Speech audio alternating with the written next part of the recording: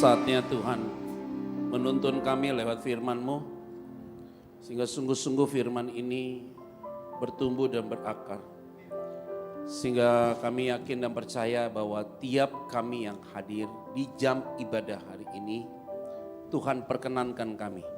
Sehingga semua pulang dari tempat ini ada berkat yang mereka dapat. Hidup kami semakin berkualitas. Tuhan berbicara bagi kami, hamba dikuduskan, kami semua dikuduskan oleh Tuhan. Di dalam nama Tuhan Kristus, kami berdoa dan mengucap syukur. Semua diberkati Tuhan. Bersama saya katakan, amin. Dengan nama Tuhan. Silakan duduk, Bapak Saudara sekalian. Shalom. Tadi pagi saya berbicara tentang orang yang diberikan talenta 5, 2, dan 1. Maka tema kita bicara tentang layak dipercaya. Nah, hari ini saya mau fokus kepada pemilihan Allah buat saudara dan saya.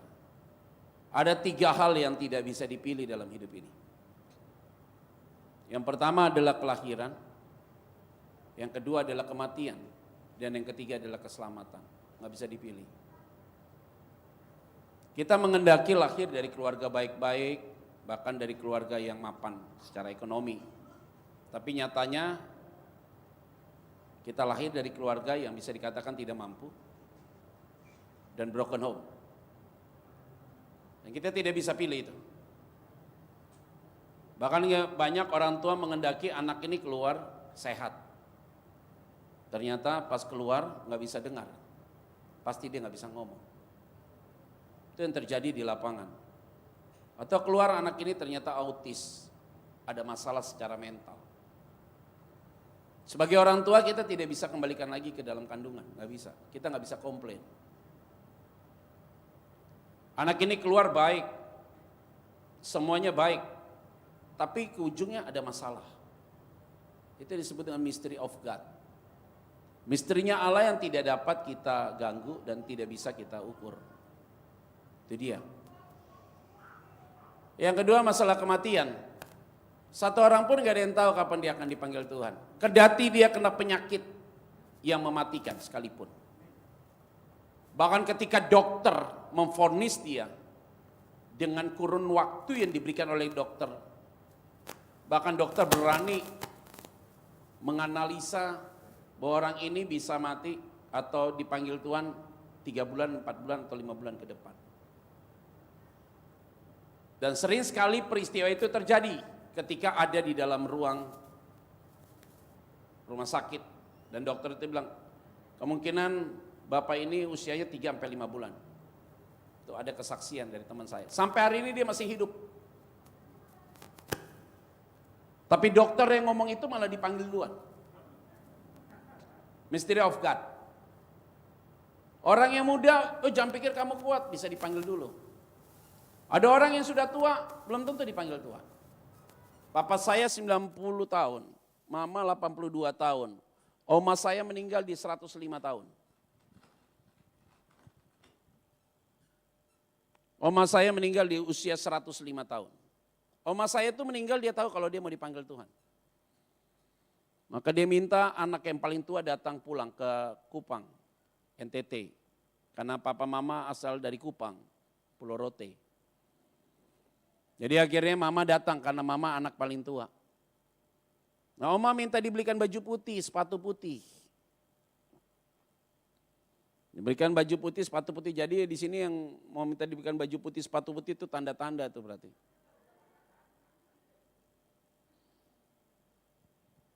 Pulang, sampai rumah, selesai, oma mandi, sehat-sehat ya, nggak sakit apa-apa, nggak ada sakit apa-apa, semua baik-baik. Selesai, minta nyanyi Aku Berserah, tidur, putus napas. Ada orang yang bilang, kaget Pak, kemarin baru ketemu tiba-tiba dipanggil Tuhan. Mystery of God. Kematian tidak ada yang bisa. Kalau sudah waktunya check out dia. Ada orang yang mempertahankan hidupnya malah kehilangan. Tapi ada orang yang tidak takut dengan hidupnya, dia justru diberikan kekuatan oleh Tuhan. Hidupnya diberikan panjang. Jadi ini mystery of God yang tidak bisa diukur oleh siapapun. Nggak ada yang bisa mengerti tentang hidup kita. Yang ketiga yang nggak bisa dipilih apa? Keselamatan. Keselamatan nggak bisa dipilih. Keselamatan bukan punyanya orang Kristen. Secara eksklusif kita akui bahwa Yesus juru selamat. Eksklusif. Saudara dan saya. Final. Tidak boleh diganggu gugat. Orang yang percaya kepada Kristus, dia di dalam Kristus, dia milik Kristus, dia di dalam Allah, dan dia adalah bagian dari Allah itu sendiri. Kingdom of God ada dalam diri dia. Tapi di luar kita tidak boleh Yesus sebagai juru selamat, harus terjadi inklusif. Jadi terima perbedaan mereka, ikuti aturan kita. Keselamatan itu sifatnya personal, tidak bicara tentang keluarga. Jadi saudara yang datang beribadah hari ini dipercayakan oleh Tuhan untuk menikmati kebaikan Tuhan. Kalau saudara datang ke tempat ini bukan karena gerakan Roh Kudus, nggak dapat apa-apa. Tapi kalau saudara datang hari ini karena Roh Kudus yang membawa saudara datang ke tempat ini, menikmati hadirat Tuhan, saya mau sampaikan pulang dari tempat ini pasti saudara mendapatkan sesuatu yang besar datang dari Tuhan. Itu berarti kita semua harus sampai dengan titik itu. Kita memahaminya harus begitu. Yuk kita buka Alkitab sekarang. Yohanes pasal yang ke-15. Ayat 14 sampai dengan 17.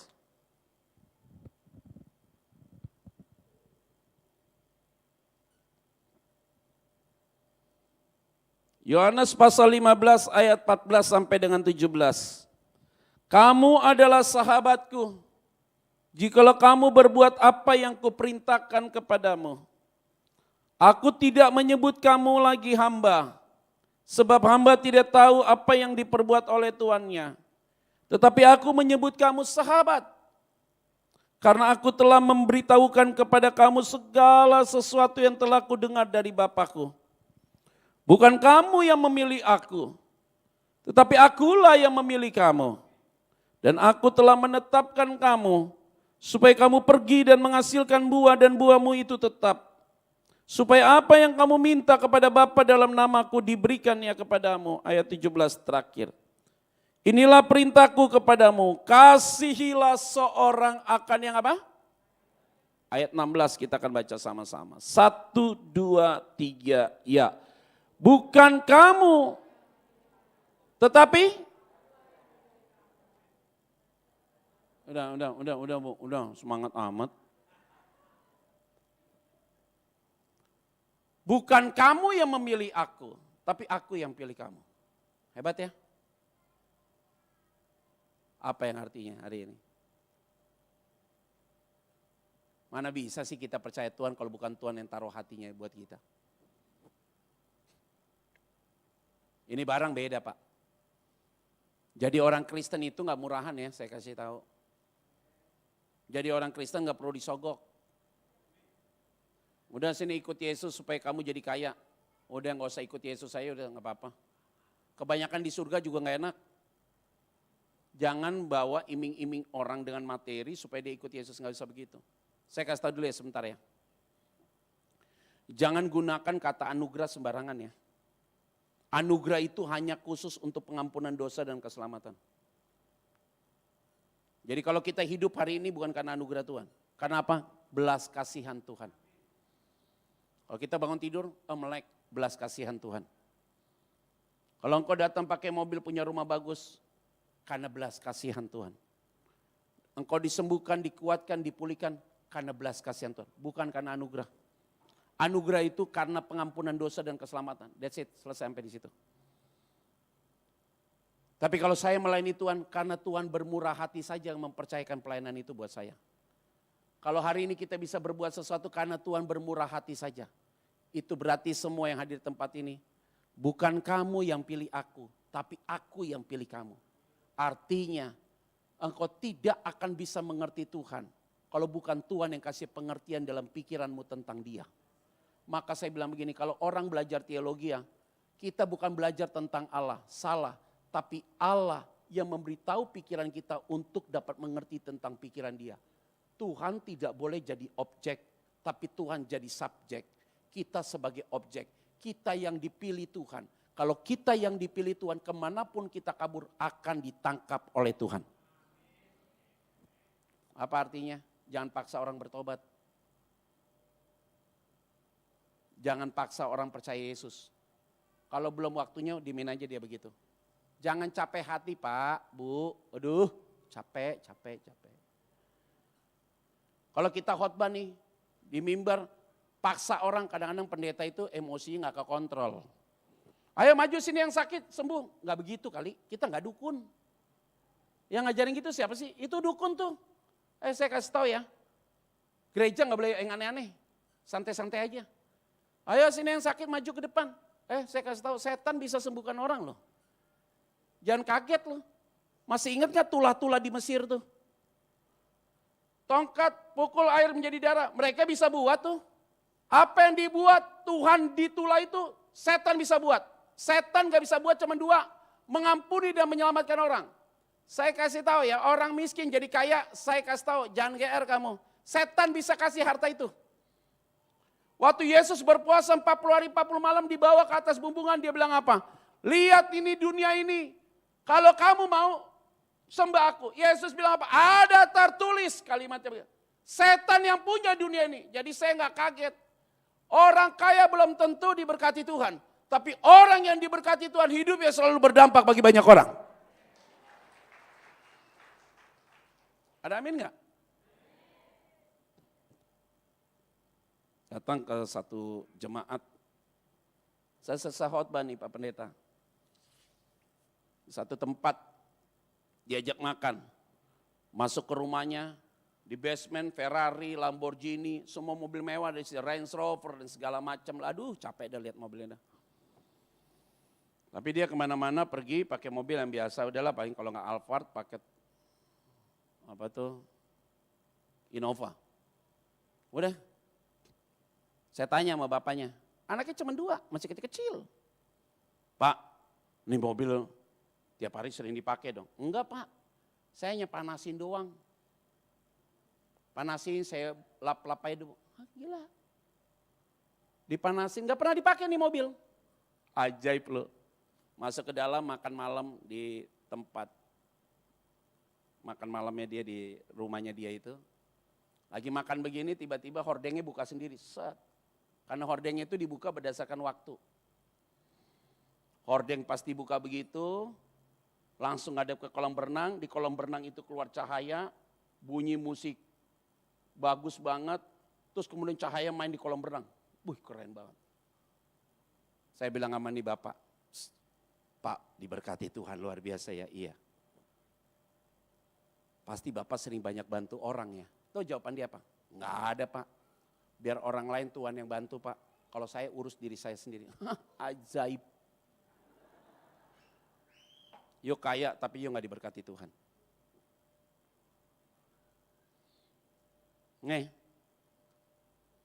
Ngomong tentang keselamatan gak ngerti sama sekali. Oh iya Pak, saya sudah percaya Yesus kok Pak, tenang pasti selamat. Gak gitu kali, gak percaya Yesus, enggak. Mengalami Yesus dalam hidupmu menghasilkan buah roh. Orang kalau sudah mengalami Tuhan dan dipilih oleh Tuhan, dia tidak akan pernah lupa tentang peristiwa itu. Itu yang disebut dengan hidup baru. Itu yang disebut dengan hidup yang sudah diubah oleh Tuhan.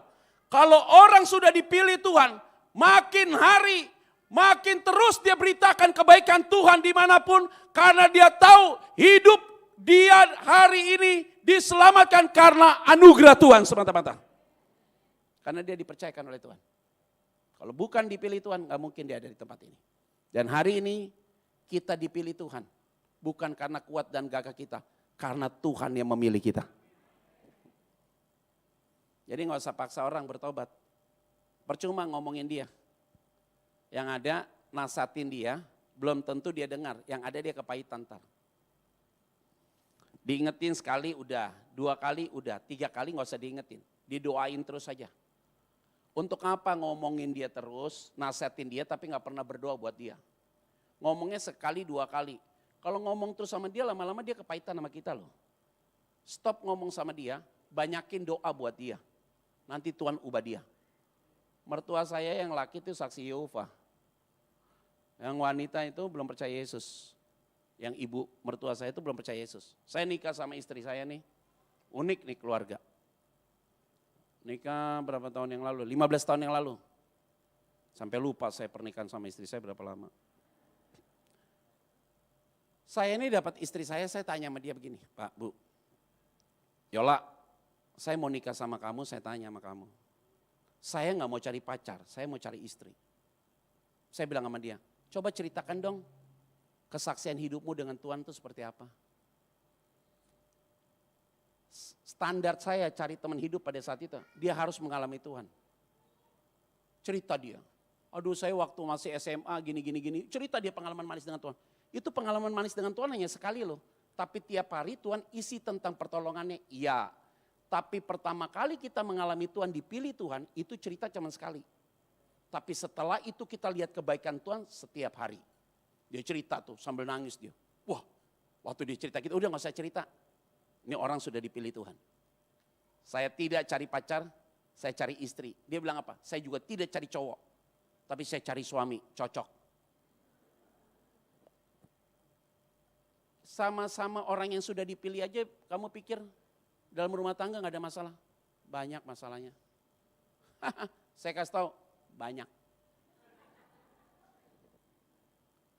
Sama-sama sudah dipilih aja, tetap ada masalah. Jangan pikir gak ada masalah loh, keluarga hamba Tuhan.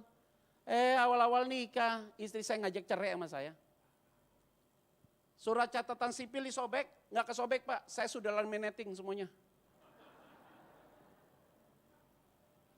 Tapi itu catatan sipil itu sampai hari ini lecek, saya gak mau perbaikin. Tanda itu seperti tahu. Sama-sama sudah diselamatkan Tuhan, sama-sama sudah dipilih Tuhan. Bukan berarti tidak ada masalah. Kayak saya bilang nih, jangan capek.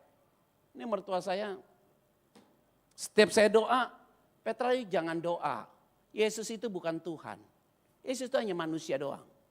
Kalau kamu berdoa terus, you gak boleh datang ke rumahku. Mertua aku lah yang laki bilang begitu. Oh ya udah oke. Tapi bukan berarti saya stop untuk berdoa buat dia ya. Saya tetap terus berdoa buat dia.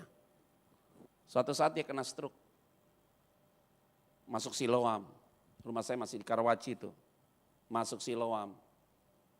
Namanya juga mantu ya, hamba Tuhan ya. Datang dong, jenguk dong. Mertua masuk kena stroke. Berdoa gak boleh. Jangan berdoa. Bayar aja di bawah. Hebat. Ini yang kayak gini gue demen nih. Berdoa gak boleh, bayar iya. Tapi mantu harus taat. Udah deh bayar aja, jangan kayak orang susah lah. Bayar aja udah mau ngapain sih, udahlah bayar aja. Oh, mertua orang baik Pak. Mertua saya baik banget. Saya ngelamar istri saya. Mertua saya orang Indramayu Pak. Saya ngelamar istri saya ini. Dia gak minta apa-apa. Di Indramayu saya gak ada duit. Baik banget ini. Petra, saya lihat kamu karena pendeta. Saya lihat dari wajahmu orang baik. Ya baik lah gue. Loh mana ada sih Pak orang datang ke rumah mertua ngomongnya begini. Ngelamar nih, Om. Saya suka sama anak Om. Saya mau serius mau nikah sama anak Om. Tapi saya hanya ada duit 15 juta buat nikah. Kalau Om mau terima saya nikah sederhana. Gaji saya Om tiap bulan 2.750.000. Saya ini hamba Tuhan. Kalau gak mau terima juga gak apa-apa. Dia belum jawab, dia ngomong sama anaknya. Laki lu gila katanya gitu. Mana ada yang laki datang ngelamar kasih tahu duitnya berapa. Hanya saya doang Pak, 15 juta gue ada duitnya. Gaji gue 2.750.000. Tapi Om saya sudah ambil rumah tuh di Taman Ubud Kencana. Di Taman Ubud tuh kan tanahnya 81 bangun 40 kan. Sama mimbar ini gedean ini kali Pak. Kemana-mana deket, toilet deket, WC di situ-situ. Jangan ketawa sombong amat sih lu ya ilah. Oh ya ilah. Kurang rendah hati nih mereka nih kelihatannya nih. Ya udah gak apa-apa lah. Kalian kan rumahnya 1 hektar ya. Ya ini kan rumahnya 1 hektar, ngadep ke atas langit semua. Saya bilang saya kontrak di situ 1.750.000 KPR Pak, 15 tahun lewat CMB Niaga. Waktu itu ada kebijakan ya kalau kurang salah tuh Lipo ada kebijakan kalau hamba Tuhan itu ada privilege dan kemudian kita kasih tahu jadwal pelayanan mereka kasih boleh KPR saat itu tuh. Itu berarti 15 tahun yang lalu. Sebelum saya nikah saya udah beli rumah itu, 1.750.000. Jadi gaji saya tinggal 1 juta nih buat makan tiap hari. Kemana-mana saya naik motor loh, Suzuki Thunder loh. Dia bilang, laki lu sih orang gila kata dia. Masuk lagi ke dalam dia, ruang pertemuan. Karena waktu ngelamar itu saya bawa 4 pendeta. Kalau ditolak, kutuk aja.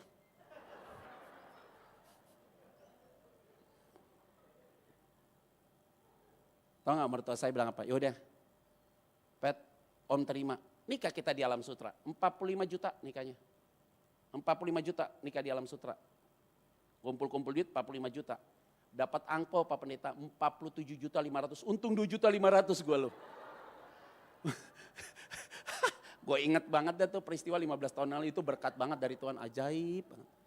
Dapat 47.500.000 bisa pulangin orang tua, beliin AC di kampung. Jadi ini orang-orang baik. Orang baik. Jadi saya tidak pernah berhenti berdoa buat dia. Dia kena stroke pertama, kita bayar dong, rumah sakit selesai. Ada yang mau jadi pengkhotbah apa enggak nih Om di sini tuh? Bukan kamu yang pilih aku yang pilih kamu.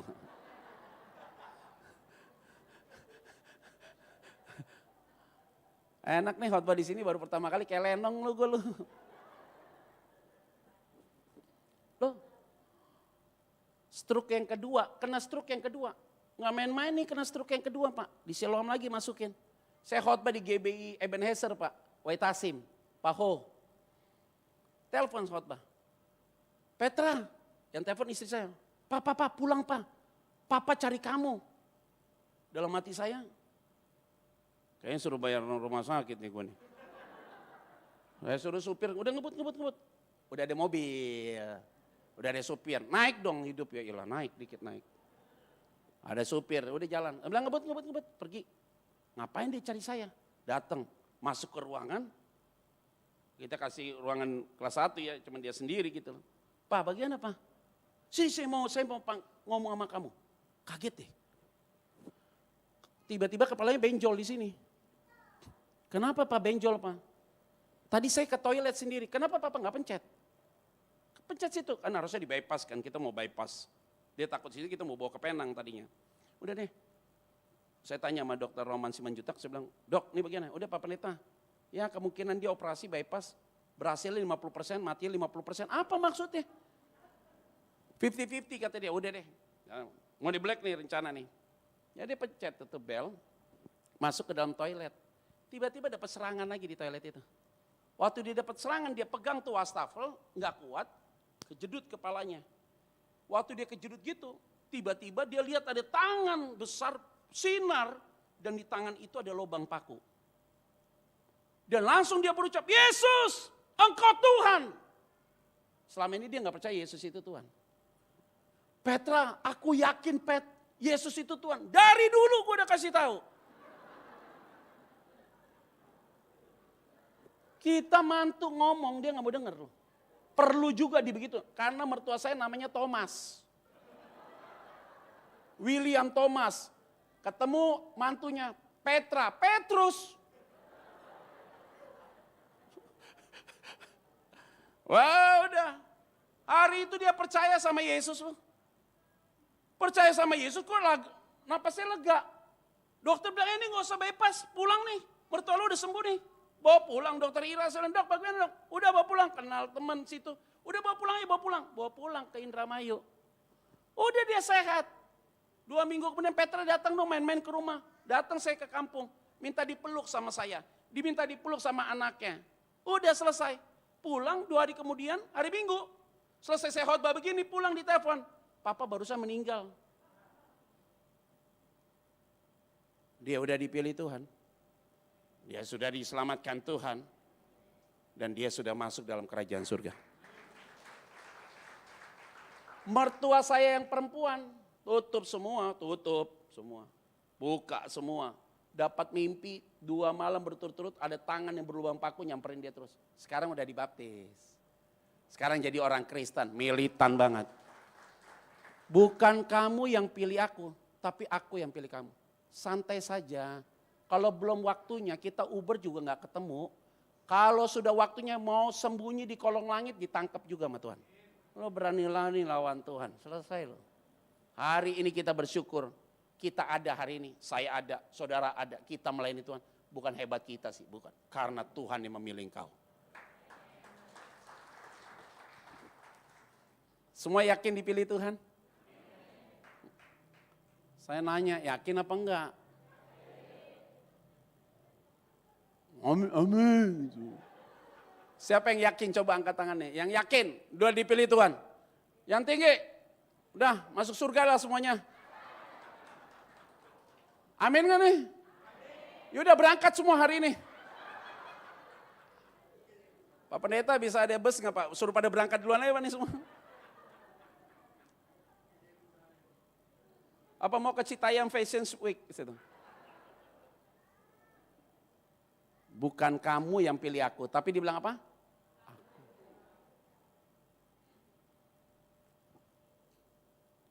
Ayat 16 yang sama kita baca.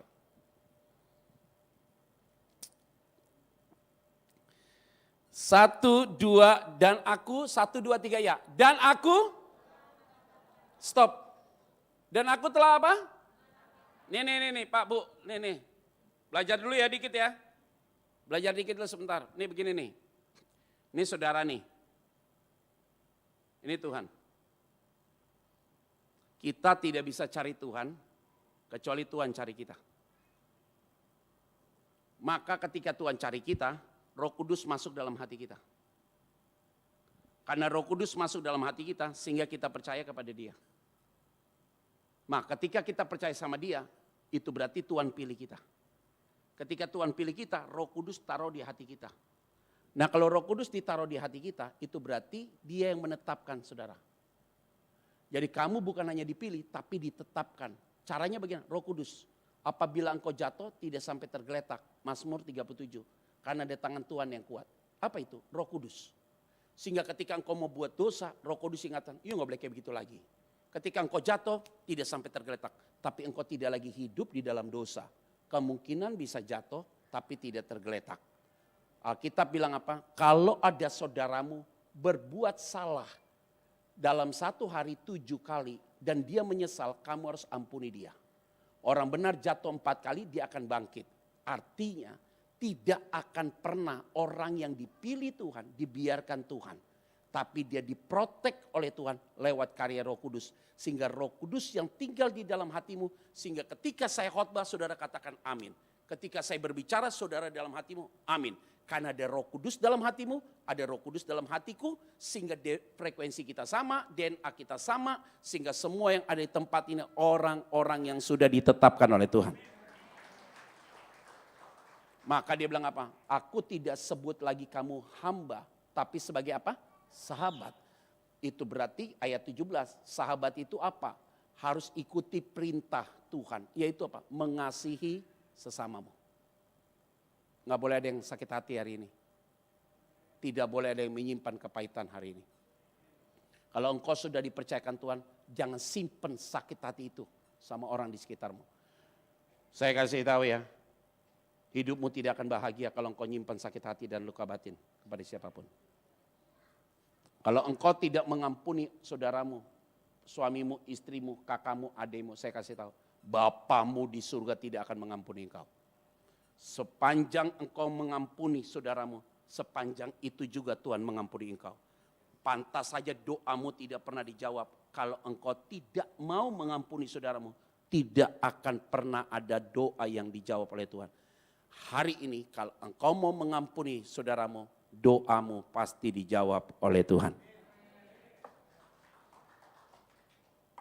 Ada amin kan nih?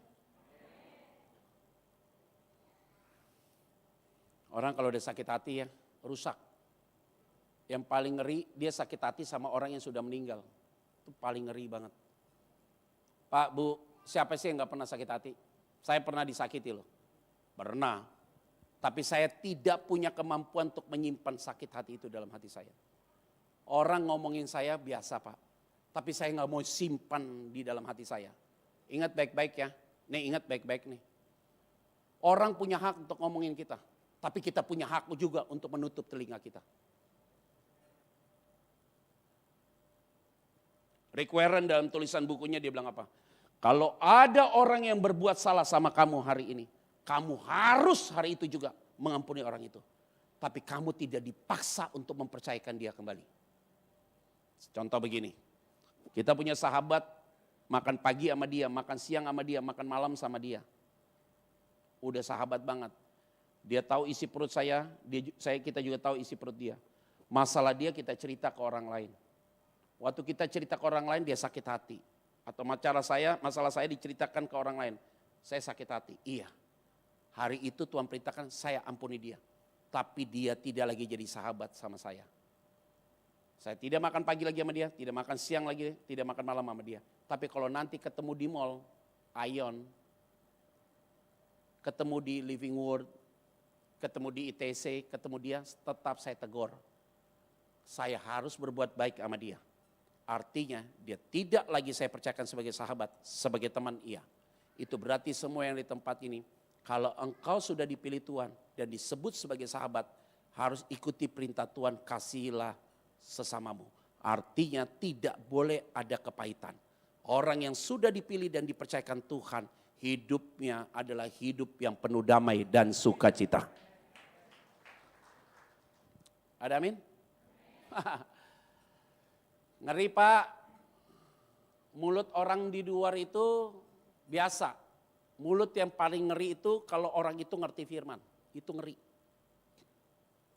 Hati-hati loh, gereja pendeta bisa jadi batu sandungan dan bisa jadi kepahitan untuk jemaat. Dan jemaat juga bisa buat kepahitan sama pendeta. Saya kasih tahu nih, saudara nih cerita ya, cerita nih. Saya nikah bulan September, tanggal 16 September, 15 tahun yang lalu. Waktu saya nikah sama istri saya, ternyata waktu hari H itu istri saya datang bulan. Saya tahunya pas malam. Karena kita pacaran normal, gak ngapa-ngapain. Gak aneh-aneh, biasa-biasa aja. Makanya waktu dia nikah kenapa emosinya gak stabil, mukanya kurang seger gitu ya, ternyata lagi datang bulan dia. Dah selesai. Dua hari kemudian datang bulannya selesai, habis. Baru kita melakukan layaknya suami istri. Saya dapat dia ini gadis. Dia tidak pernah pacaran dalam hidupnya. Saudara jangan tanya saya. Karena waktu saya tanya sama istri saya, kamu udah pernah pacaran gak? Dia bilang belum. Dia tanya sama saya, kamu udah pernah pacaran gak? Jangan tanya masa lalu. Gak perlu disebut juga lagi kebanyakan. Udah, akhirnya kita melakukan layaknya suami istri. Bulan Oktober gak datang menstruasi, itu berarti dia hamil. Cek, tes pack, positif. Bawa ke dokter kandungan, rongga rahimnya membesar, ada titik, itu berarti ada janin. Hamil dong dia. Tiba-tiba muncul gosip di luar. Apa gosip di luar? Kalau Yola itu istri saya hamil di luar nikah. Yang sebarkan gosip siapa? Orang gereja. Biasa begitu, lagu lama itu, lagu lama. Apa saya perlu klarifikasi? Enggak. Tapi itu berita itu disampaikan di mana-mana.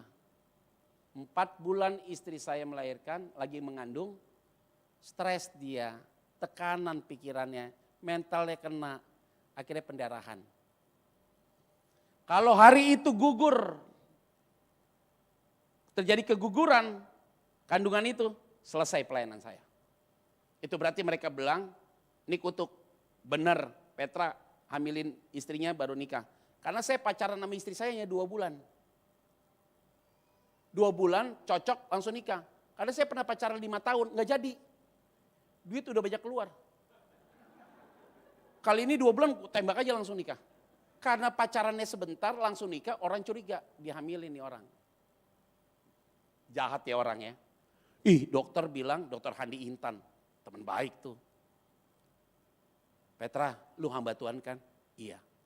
Kalau Tuhan sudah bentuk janin itu di situ, tidak ada yang gagalkan kecuali Tuhan. Jadi nggak ada, selesai. Ada nggak dok? Masih ada, puji Tuhan. Bed rest. Mulailah waktu dia mau persalinan tuh tanggal 16 Juni. 16 Juni persalinan anak itu. Ayo kita hitung yuk. Nikah 16 September. 16 Oktober hamil dong. Oktober, November, Desember, Januari, Februari, Maret, April, Mei, Juni pas.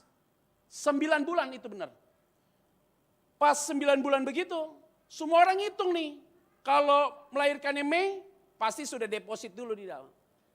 Pas dihitung 19 Juni, 16 Juni, benar nih. Wah ini Petra benar nih.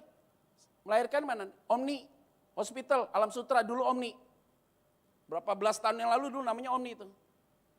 Udah, melahirkan di situ dia. Tahu nggak orang yang nyebar gosip itu? Datang ke rumah sakit. Minta maaf sama kita. Saya bilang nggak penting lu minta maaf. Karena saya sudah maafin kamu dari awal. Yang penting lu bawa apa?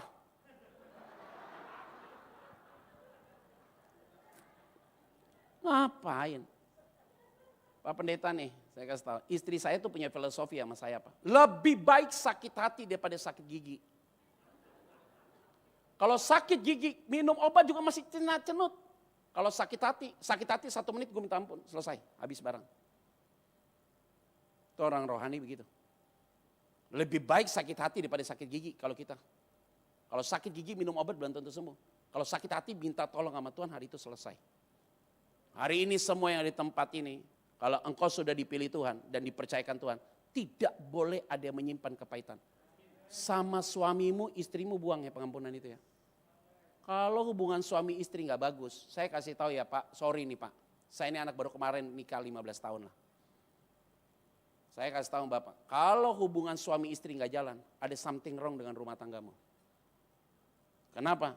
Kalau suami istri komunikasi sehat, pasti hubungan suami istri bisa jalan dengan baik.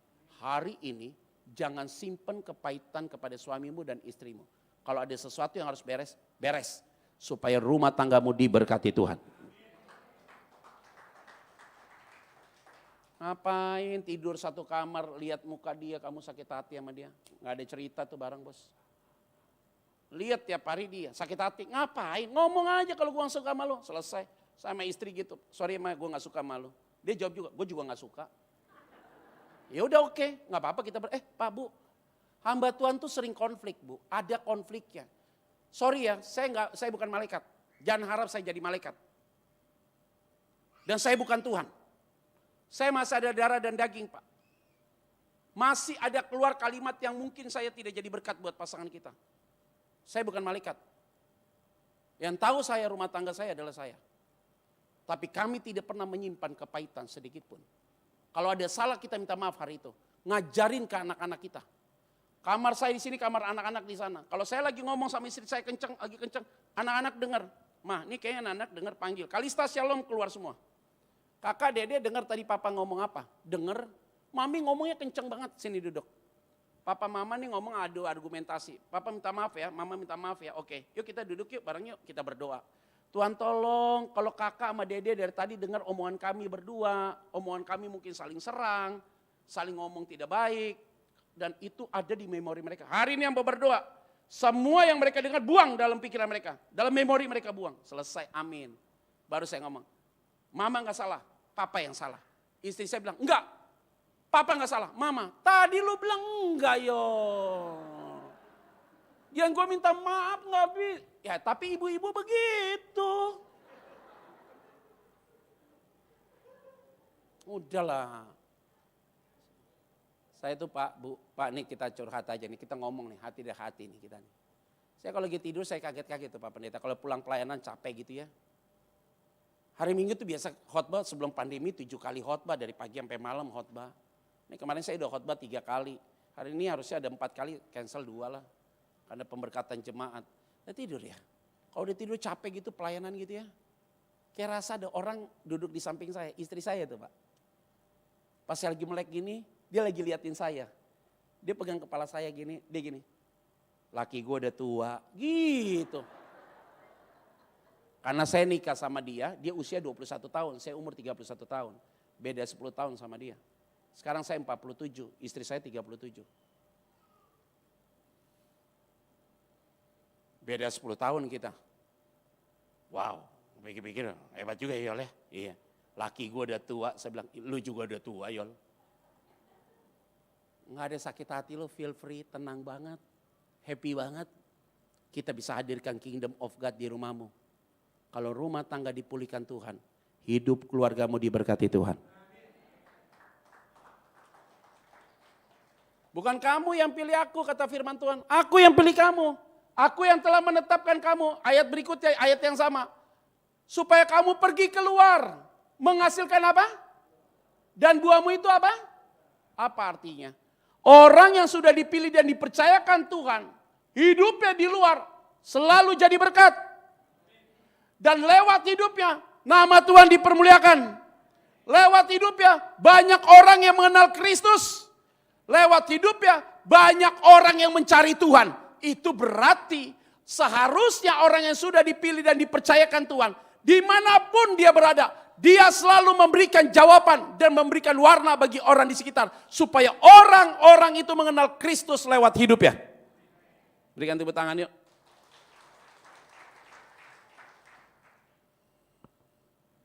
Di gereja manapun ya Pak, saya bingung loh. Di gereja manapun ya, setiap saya khotbah jarang loh ada yang mau duduk di depan loh. Duduknya ujung-ujung semua gitu. Supaya makin gak kelihatan sama pendeta gitu ya, makin ngumpet gitu. Orang dipilih Tuhan dan dipercayakan Tuhan.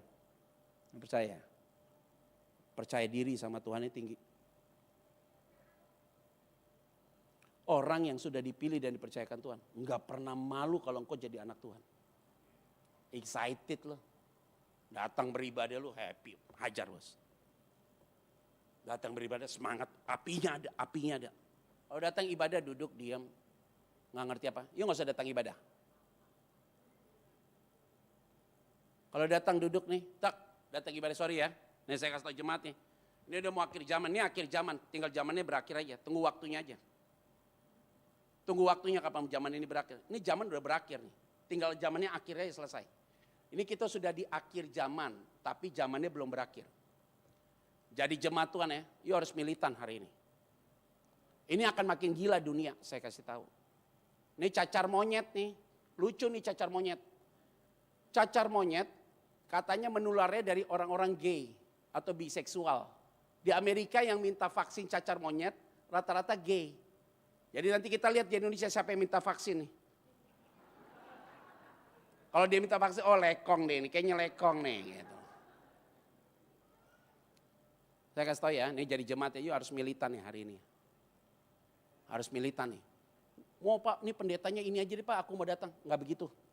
Siapapun pendeta yuk duduk manis. Nikmati hadirat Tuhan. Praise, worship. Dengarkan firman Tuhan ada api. Kalau yang datang duduk nggak ngerti apa-apa, nggak ada, nggak usah ke gereja bos. Di luar makan bebek kaleo. Makan bebek kaleo, makan es teler, lebih enak di luar. Di dalam nggak dapat apa-apa, ngapain? Saya simpel aja. Dulu saya bajingan Pak, jual narkoba, pakai narkoba, overdosis, udah mau mati. Mama saya bilang apa? Lu kalau mau ikut setan Petra, ikut setan sungguh-sungguh. Kalau mau ikut Tuhan sungguh-sungguh. Saya ini ikut setan sungguh-sungguh Pak. Ya nggak percaya. Saya jualan narkoba Pak, Jakarta, tuh ke Amerika Pak. Transit di Detroit, Washington DC, East Coast saya keliling. Kakak saya itu tinggal di Amerika 15 tahun. Mama saya itu perwakilan Indonesia di WHO karena dia sekretaris Menteri Kesehatan. Tinggal di DC, tinggal di Baltimore, kita main New Jersey dan New York. Nah itu jalur saya jualan narkoba saat itu.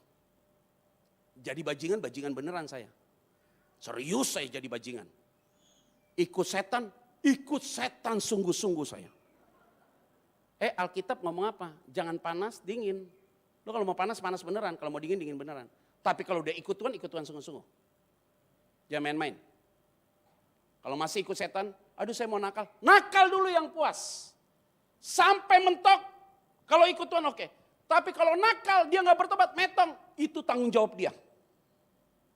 Tapi kalau dia dipanggil Tuhan dan dipilih Tuhan, serius sama Tuhan, serius sama Tuhan. Setelah saya dipanggil Tuhan jadi hamba Tuhan, Pak, serius gila. Serius, 26 tahun saya melayani Tuhan. 15 tahun hidup, 17 tahun hidup saya di akademis. 5 tahun asrama teologi S1. S2 saya double degree. Baru selesai S3 saya, 1 gelar. Doktor saya selesai filosofi. Semua saya lewatin jalur akademis, Pak. Sekolah-sekolah saya di Reform Injili, selesai. Waktu ikut Tuhan serius belajar teologi. Belajar tentang Tuhan itu serius. Mengenal Tuhan secara pribadi serius. Karena dulu bekas jadi bajingan. Makanya saya selalu bilang begini, jemaat ingat baik-baik. Kalau engkau gak mau serius dengan Tuhan, di luar sana, jadi bajingan serius. Tapi kalau kamu sudah bertobat, masuk ke dalam rumah Tuhan.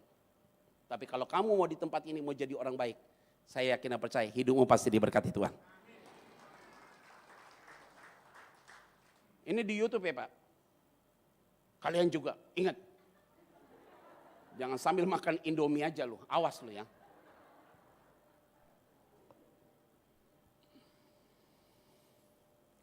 Amin ya saudara ya. Nikmati ya saudara ya. Nih mimbar nih saya kasih tahu buat saudara semua. Mimbar ini nggak bisa kita main tipu-tipu. Mimbar ini straight to the point. Hari ini tidak akan ada main tipu-tipu. Kita tidak main di dunia abu-abu. Kita main hitam atau putih. Maka hari ini semua yang ada di tempat ini, kamu pergi keluar untuk menghasilkan buah. Dan buah itu tetap bukan karena kita hebat. Karena kita punya Tuhan yang hebat. Kalimat berikutnya. Supaya apa yang kamu minta kepada Bapa dalam namaku, diberikannya kepadamu. Bonusnya adalah, saya mau sampaikan seluruh jemaat yang datang pada hari ini, engkau orang yang dipilih dan dipercayakan Tuhan. Engkau telah ditetapkan Tuhan. Engkau pergi dan menghasilkan buah. Dan buahnya pasti tetap. Bonusnya apa? Apapun yang kamu minta, pasti Tuhan akan memberikan yang terbaik. Ada amin kan nih? Tapi saya lihat kok dari sini wajah-wajahnya jemaat ini pada serius semua kelihatannya. Walaupun pakai masker ya. Sambil pakai masker sambil ngomong, norak banget sih itu pendeta gitu kan, gak kelihatan. Kan gak kelihatan ya. Gak kelihatan. Ya. It's okay, it's okay, it's okay. It's okay. Saya dulu Pak Pendeta waktu khotbah awal-awal pandemi susah nerka loh. Jemaat ini responnya apa begitu kan, pakai masker kan dia. Apalagi kalau maskernya double ya. Saya hanya bisa lihat sorotan mata doang loh. Kalau dia begini serius. Kalau dia mulai begini, itu udah bahaya, itu berarti bahaya. Tanda-tanda akhir zaman tuh kalau dia begini-begini. Saya khotbah di Jembatan 5 Pak Pendeta, ini sebelum masa pandemi. Ada gereja masuk di gang, Jembatan 5, gereja apa saya nggak boleh sebut yang gak enak. Soalnya masuk YouTube. Itu gereja masuk gang Pak. Jemaatnya itu hanya nggak nyampe 12 orang Pak. Isinya ape-ape, opa-opa 5, encimnya juga ada 5, 2 orang itu anak muda. Sepanjang saya khotbah, awal saya khotbah 5 menit, mereka masih terang matanya. Ini sebelum pandemi nih, belum nggak ada pakai masker. Masuk 10 menit saya khotbah udah teriak-teriak, tidur semua loh, tidur. 10-10-nya encem sama ape pada begini semua loh, Tuhan Yesus tolong. Jadi itu yang hanya nggak tidur tuh pemain keyboard 1, WL 1, sama singer 1. Itu anak muda yang selalu bilang amin, amin. Dari tadi lu udah ngomong amin, yang ini belum nih. Bilang ini.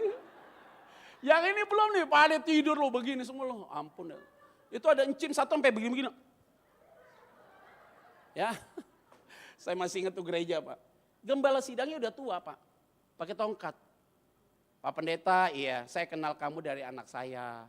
Yang telepon kamu tuh anak saya. Oh iya oke om, aman. Jangan bosen-bosen ya, belum mulai. Dia udah kasih kode lagi, jangan bosen-bosen. Mungkin dia tahu ya jemaatnya terlelap. Itu ada satu Pak Pendeta, ape-ape, opa-opa ya, duduk di depan, dia ambil minyak yang warna hijau tuh Pak. Dia taruh di mata loh, sampai gini dia. Saya bilang, Pepe, udah cukup. Perjuangan ape udah hebat banget. Udah mantep, ape keren banget. Hebat tuh ape begini. Mungkin dia gak enak ya, yang teman-teman udah pada terlelap, dia selesai khotbah nih, 30 menit aja saya khotbah, 35 menit. Selesai saya khotbah, saya nyanyi tuh, dia jama gitu ya. Udah dia nyanyi biasa, nyanyi melek dia. Selesai keluar, Tiba-tiba yang encim tuh yang tidur sampai begini tuh. Bangun bilang ini, khotbahnya tadi bagus. Ya, rasanya gue pengen peluk, gue pengen cium lu. Wah, I love you, I love you, I love you. Gue pengen ngomong aman negara. Save nation. Udah itu aja ya, selamat hari Minggu. Tuhan Yesus memberkati kita semua. Shalom. Saya undang kita semua bangkit berdiri yuk, satu lagi yuk, nyanyi yuk.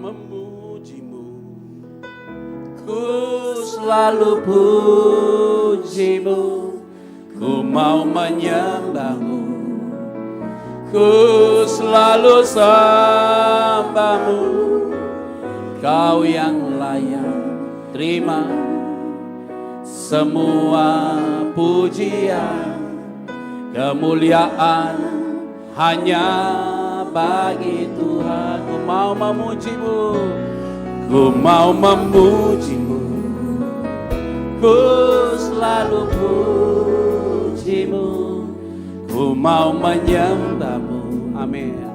Ku selalu sembahmu, kau yang layak terima semua pujian, kemuliaan hanya bagi Tuhan.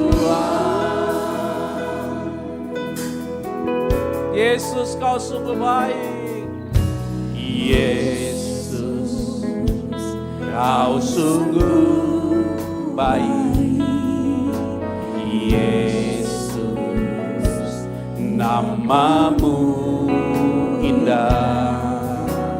Yesus, ku cinta kau selalu, ku tinggikan, ku agungkan selamanya.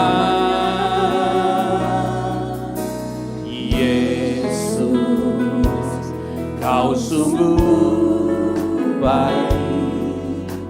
Yesus, namamu indah. Yesus, ku cinta kau selalu, ku tinggikan, ku agungkan selamanya. Ku mau memujimu, ku selalu pujimu, amin. Ku mau menyembahmu, ku selalu sembahmu, kau yang layak terima semua pujian, kemuliaan hanya bagi. Katakan sekali lagi, ku mau memujimu, amin. Ku selalu pujimu, ku mau menyembahmu, ku selalu sembahmu, kau yang layak terima semua pujian, kemuliaan hanya bagi Tuhan. Angkat kedua tanganmu, katakan, ku mau memujimu, ku selalu pujimu, ku mau menyembahmu. Engkau telah dipilih Tuhan, engkau telah dipercayakan oleh Tuhan. Dia menetapkan engkau, dia mengutus engkau keluar untuk jadi berkat. Dimanapun engkau hadir, engkau akan jadi berkat. Keluargamu diberkati. Apapun yang kau lakukan ada dalam berkat Tuhan. Sekali lagi katakan, Jesus, ku mau memujimu, ku selalu pujimu, ku mau menyembahmu, ku selalu sembahmu, kau yang layak terima pujian, kemuliaan hanya bagi Tuhan. Tetap angkat kedua tanganmu, saya mau berdoa. Engkau orang-orang yang dipilih Tuhan, hiduplah jadi berkat bagi banyak orang. Tidak ada lagi sakit hati, tidak ada lagi luka batin. Berdamailah satu dengan yang lain, agar hidup pribadi keluargamu diberkati Tuhan. Engkau datang dengan pasanganmu bergandengan tangan, saya mau berdoa. Kau datang dengan suamimu, istrimu, kau bergandengan tangan. Dan anak-anakmu, engkau bergandengan tangan. Saya mau berdoa buat saudara semua. Hamba berdoa Tuhan, supaya untuk setiap keluarga yang datang dengan istrinya dan anak-anaknya hari ini, rumah tangga mereka dipulihkan. Rumah tangga mereka dipulihkan. Rumah tangga mereka diberkati. Dijamah Tuhan, dipulihkan Tuhan, dilayakkan oleh Tuhan. Berkati mereka, berkati mereka. Yang sakit engkau disembuhkan, yang lemah hari ini dikuatkan oleh Tuhan. Berkati mereka, berkati mereka, berkati mereka. Terima kasih Yesus, Engkau baik. Setiap jam ya Tuhan, di Kau ku perlukan, ku datang juru selamat, berkatilah setiap jam ya Tuhan. Amin.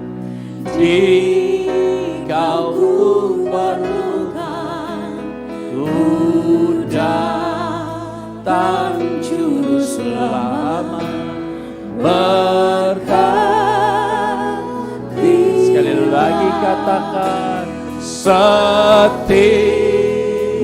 jam ya Tuhan, di Kau perlukan, ku datang juru selamat, berkati. Setiap